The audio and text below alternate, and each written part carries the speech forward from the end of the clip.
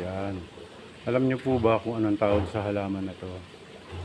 Yung may bulaklak na violet. Ano po ang tawag sa inyo nung halaman na to? Kasi sa amin ang tawag niyan, ternate. Yan. Pwede mong ilagay yan sa ano, yung pitasin, ugasan, tapos lagay mo sa mainit na tubig. Kukulay. Pwede rin daw pong ilagay yan sa salad. Paki-comment po kung anong tawag sa inyo niyan. Kung anong pangalan niyan. Yan. Ganda ng mga bulaklak niya.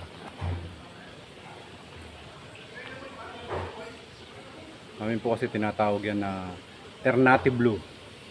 Yan. Ganda ng mga bulaklak niya. Yan. Ako iniinom ko yan. Nahalo ko sa tubig na mainit. Ternate blue. Paki-comment po kung anong tawag sa inyo niyan.